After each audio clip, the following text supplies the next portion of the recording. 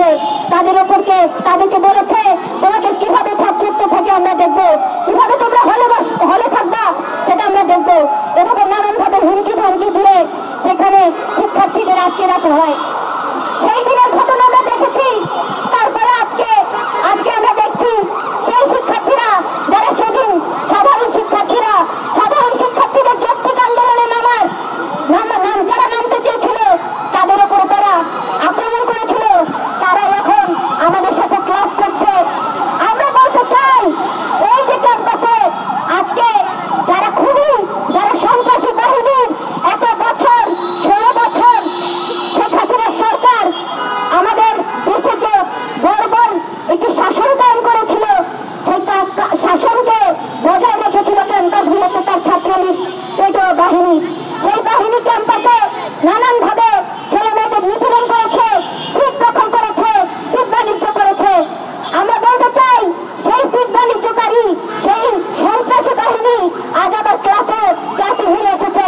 আমরা বলতে চাই অভ্যুত্থানের পরবর্তীতে 1.5-2 মাস হতে চললো, এখনো প্রশাসন এদের বিরুদ্ধে কোনো ব্যবস্থা নেয়নি। আমরা বলতে চাই যারা সাধারণ শিক্ষার্থী, যারা বাধ্য হয়ে ছাত্রলীগের জিতে উঠেছে, তাদের বিরুদ্ধে আমাদের কোনো অভিযোগ নেই। কিন্তু যারা এই ছাত্রলীগের পথধারী ছিল, এতদিন ছাত্রলীগের নজর বৃত্তি করেছে, ছাত্রলীগের সাথে সুবিধা ভোগ করেছে, তাদেরকে বিচারের আওতায় আনতে হবে, না হলে আমরা ক্লাসে ফিরে যাব না। আমরা বলতে চাই ছাত্রলীগ যারা এতদিন এখানে সন্ত্রাস কায়েম করেছিল, তাদেরকে পুনর্বাসনের কোনো চেষ্টা করা হলে ক্যাম্পাসে আমরা পুনরায় প্রতিরোধ করে তুলব। অভ্যুত্থানের স্মৃতি আমরা ভুলে যাইনি। ওই রক্তাক্ত হাত দিয়ে সে আমাদের সাথে ক্লাসে বসতে পারে না। এবং হলগুলোতে আপনারা জানেন এখন সাধারণ শিক্ষার্থীর নামে ছাত্রলীগের লোয়ার যে অংশটা আছে, যারা ছাত্রলীগের থার্ড বা ফোর্থ ইয়ার, তারা এখন নানানভাবে ক্যাম্পাসে সাধারণ শিক্ষার্থীর নামে সেখানে নানান কর্তৃত্ব বজায় রাখার চেষ্টা করছে। আমরা বলছি সাধারণ শিক্ষার্থীর নামে এই নাটক করা বন্ধ করুন।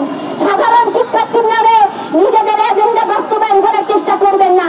সাধারণ শিক্ষার্থীর নামে ছাত্রলীগ তাদেরকে নিজেদেরকে পুনর্বাসন করতে যাচ্ছে, সেটা সাধারণ শিক্ষার্থীরা হতে দেবে না। আপনারা জানেন যে এখানে প্রশাসন এখনো পর্যন্ত আমরা দেখিনি যে এই যে ছাত্রছাত্রীদের উপরে আক্রমণ হলো, প্রশাসন সে সময় তো কোনো কথা বলেইনি।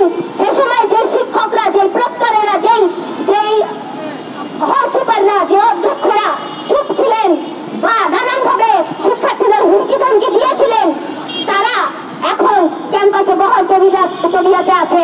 আমরা বলি